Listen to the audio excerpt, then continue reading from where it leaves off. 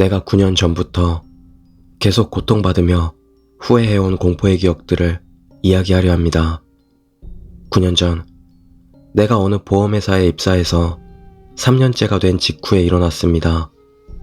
나는 계장이었고 내 밑에는 4명의 부하가 있었습니다. 그중 3명, I군, T군, Y씨는 일주일에 2번씩 언제나 함께 술을 마시러 갈 정도로 친했습니다.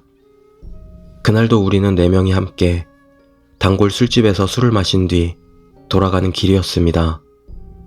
갑작스레 I군이 정확히 사과 1개 정도가 들어갈 크기의 나무 상자를 꺼냈습니다.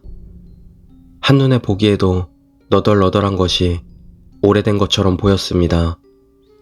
그것은 이상한 장치가 되어 있는 상자로 옛날에 유행했던 류빅 큐브처럼 나뭇결의 방향을 정확히 맞추면 열리는 것이었습니다. I군의 말에 따르면 아버지에게 받은 것으로 상당히 옛날 물건인 것 같았습니다. 아무래도 전쟁 전부터 있었던 물건 같습니다.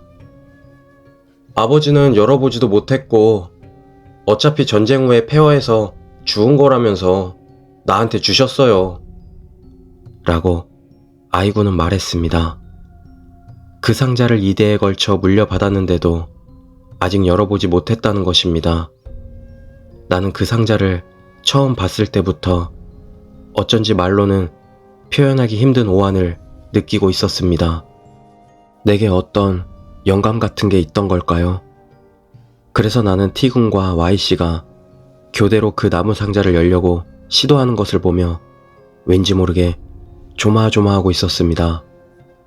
그 상자가 열려버리는 것을 내 영감이 두려워하고 있던 것 같습니다. 결국 그날 그 나무 상자는 열리지 않았습니다. 가게를 나서고 택시를 잡을 때까지 5분 정도밖에 걸리지 않았으니 시간상으로도 무리였습니다. 그날은 모두 아무 일 없이 집으로 돌아갔습니다. 다음날 I군이 전날 나를 제외한 2명이 흥미를 보였던 그 상자를 회사에 가져왔습니다.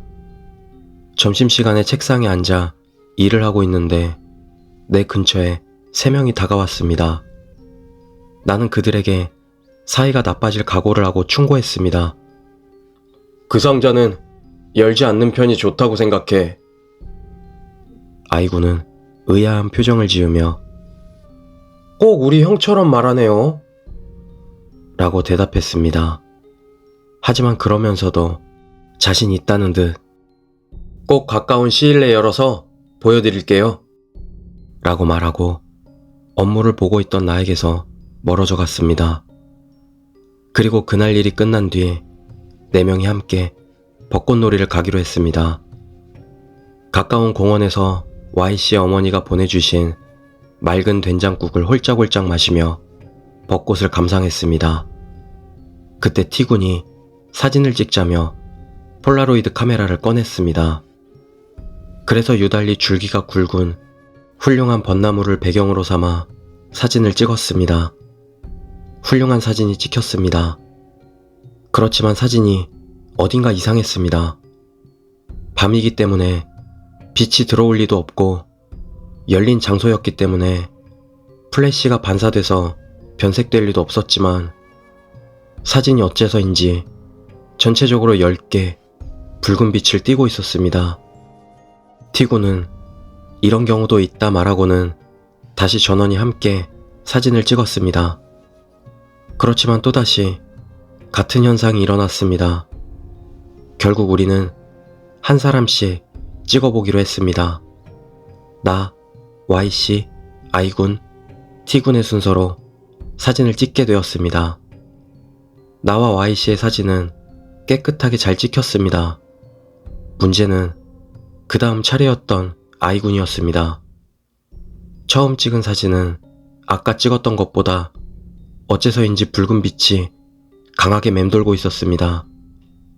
이상하게 여겨 한 장 더 찍어보니 I군 주위에 붉은색이 아니라 노란색에 가까운 얇은 비닐 같은 것이 옮겨 붙고 있었습니다.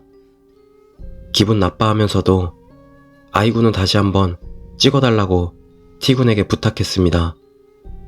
그리고 찍힌 사진을 보고 티군은 뭔가 이상하다며 소리쳤습니다. 사진에는 믿을 수 없는 광경이 찍혀 있었습니다.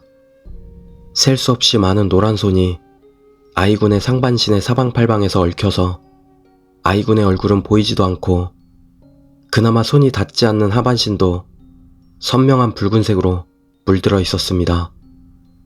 아이군은 이 사진을 보고 겁에 질려서 우리에게 고백을 하나 했습니다. 사실 오늘 점심시간 후에 인쇄실에서 복사를 하면서 나무 상자를 만지다가 결국 상자를 열었어요. 안에는 너덜너덜한 포대가 있었어요. 거기에 천황을 위해 명예로운 죽음을 맞아라 라고 적혀 있었습니다. 안을 열어보니까 수많은 손톱과 머리털이 다발로 들어있어서 너무 기분 나쁜 나머지 그대로 소각로에 버렸어요. 우리들은 곧 그것을 절에 가져가 이야기를 하고 사진을 공양해달라고 부탁했습니다. 하지만 절의 주지스님은 당신들이 연 것은 매우 위험한 것입니다. 여러분들이 가지고 온 사진을 공양해봐야 영혼의 분노는 가라앉지 않아요. 그 나무 상자를 가지고 오십시오. 그것을 공양하면 안에 갇혀있던 혼도 구제됩니다. 부디 가지고 와 주십시오. 라고 말하고 오늘은 일단 돌아가라고 등을 떠밀었습니다. 그러나 결국 아이군에게 있어 그날은 생의 마지막 날이 되고 말았습니다. 다음날 아침 아이군이 어제 집으로 돌아가던 도중 집 근처에서 자동차에 부딪혀 몸이 잘려 죽었다는 소식을 들었습니다. 그날 나와 T군 Y씨는 그의 어머니에게서 나무 상자를 받아 그것을 절의 주지스님에게 가져갔습니다. 그러나 주지스님은 이 상자는 원념 그 자체입니다. 게다가 이제는 사람의 것이라고는 볼 수 없을 정도로 강해요. 이 영혼들의 분노를 가라앉히는 것은 어렵습니다. 공양해드리고 싶습니다만 시간이 조금 걸릴 겁니다. 그래도 괜찮겠습니까? 라고 말했다. 아이군이 죽는 데까지는 겨우 반나절밖에 걸리지 않았습니다. 우리들은 그렇게까지 오래 기다릴 수 없다고 생각해서 그저 주지스님으로부터 신체의 안전을 지켜준다는 독경을 전해 듣고 물러났습니다. 그리고 그해 12월 우리들이 그 상자에 관한 것을 거의 잊어버렸을 무렵 Y씨가 불에 타서 죽었습니다. 화재의 원인은 스토브의 불완전 연소였다고 합니다. 남은 것은 나와 T군뿐. 무서워진 우리는 회사에 정근을 요청했습니다. 일이 일어난 이곳에서 도망치면 영혼들도 우리를 잡지 못할 것이라고 생각했기 때문입니다. 그러나 그 생각은 그저 어설픈 바람에 지나지 않았습니다. 그때부터 9년이 지났습니다. 정말로 악몽 같은 9년이었습니다. T군은 7년째가 되던 해에 회사 건물 옥상에서 뛰어내려 유명을 달리했습니다.